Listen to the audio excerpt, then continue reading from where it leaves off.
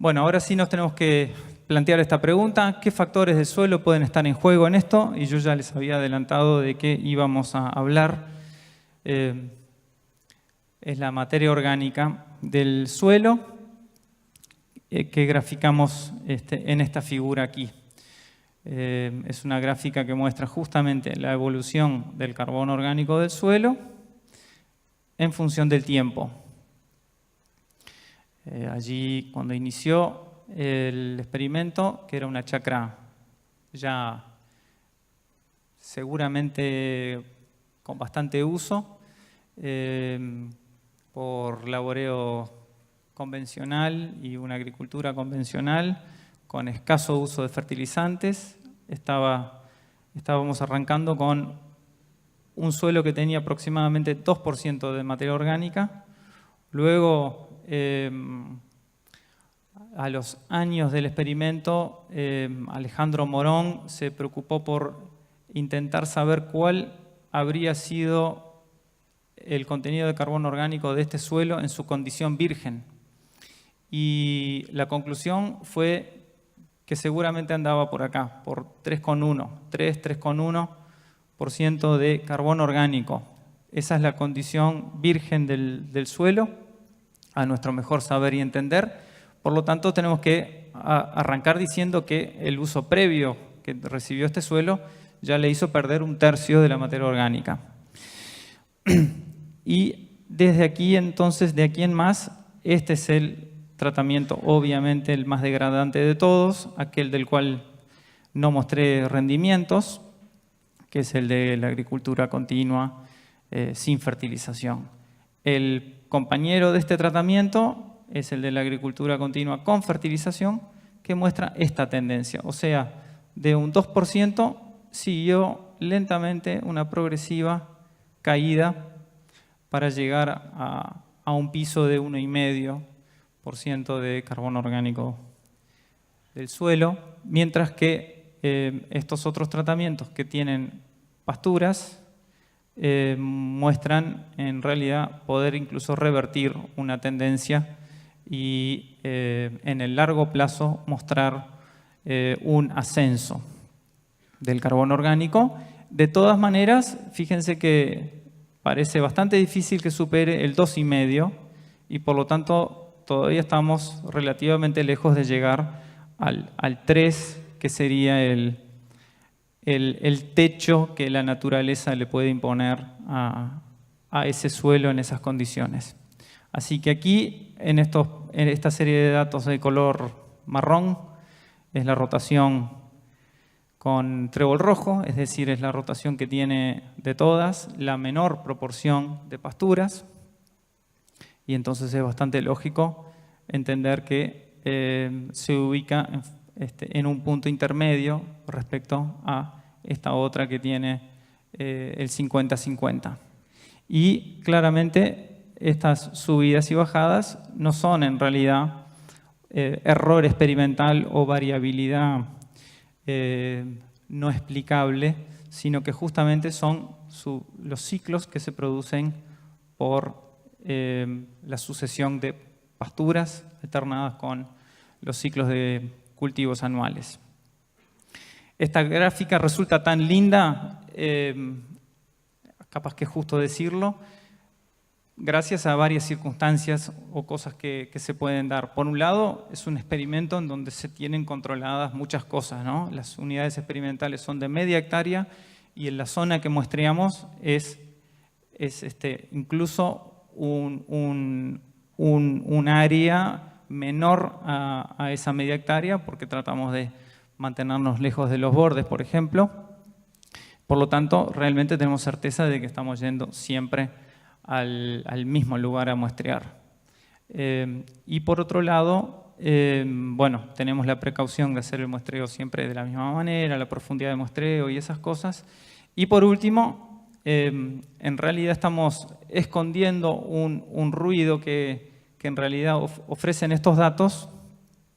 Lo estamos suavizando al ruido por promediar 3 parcelas que hay en un experimento y además por hacerle una técnica de suavizado con respecto al punto anterior y al punto posterior, de tal manera que ahí sí queda como más maquilladita y elegante, pero no deja de estar mostrando cosas bien lógicas, ¿verdad? Entonces, luego de estos 50 y pico de años de experimento y de estar aplicando rotaciones contrastantes, finalmente tenemos una variabilidad bastante apreciable en cuanto al contenido de materia orgánica. Y esta situación es la que justamente permite que luego se expresen las diferencias en rendimiento. Seguramente si nos hubiéramos puesto aquí en la serie de datos a los 20 años, por ejemplo, a lo mejor las diferencias no hubieran sido tan obvias. Así que ahora vamos a tratar de hablar un poco de la materia orgánica, para repasar algunos conceptos ahí. Está de más decir, es un constituyente esencial del suelo, aunque ocupa una proporción bien baja dentro de la masa total del suelo, o del volumen, mejor dicho. Aquí en esta torta estamos dándole la proporción que ocupan las distintas constituyentes del suelo. Esta es la fracción mineral, poco menos de la mitad. Para completar la mitad de la fracción sólida tenemos la materia orgánica, que aquí expresado como materia orgánica le ponemos un 5, pero sabemos que esto es variable, entre otras cosas por manejo, como vimos recién. Y luego está en los poros, la porosidad del suelo, que puede estar ocupada por aire o por agua, según el contenido de agua del suelo. Y la materia orgánica está estrechamente relacionada con varias cosas que hacen a la productividad y al medio de crecimiento para las plantas. Por un lado, modula la formación de agregados y de esa manera la estructura del suelo, haciendo que el suelo sea más o menos explorable por raíces, que tenga un más o menos ágil intercambio de gases y que el suelo tenga mayor o menor capacidad de retener agua. Todos factores que claramente hacen al crecimiento de los cultivos, desde el punto de vista físico, si se quiere, desde el punto de vista de la fertilidad química. La materia orgánica contribuye a regular la disponibilidad de nutrientes, por ejemplo, a través de la mineralización y de la inmovilización, pero también a través de la absorción de iones, por ejemplo. Y finalmente, en la materia orgánica se procesan fenómenos de carácter biológico, donde la actividad microbiana, por ejemplo, colonizando la rizosfera, también puede contribuir a la absorción de nutrientes, la macrofauna contribuyendo nuevamente a la porosidad del suelo, la descomposición de residuos para reciclar nutrientes y hacer disponibles nutrientes en la matriz química del suelo. Así que de esta manera la materia orgánica justamente presta servicios o funciones en varios servicios ecosistémicos. Uno de ellos, y el que más nos importa en este contexto, es el de la productividad de los cultivos, pero de paso aprovecho a comentar que, por supuesto, esta materia se vuelve especialmente interesante en el contexto de la mitigación de gases de efecto invernadero, por la capacidad de secuestro de carbono que podemos tener, y también hacia la sustentabilidad, por ejemplo, por el lado del control de la erosión. Así que, repasando un poco, ¿por qué tiene sentido mencionar en este contexto, en primer lugar, la materia orgánica y a partir de la materia orgánica los distintos procesos que están vinculados?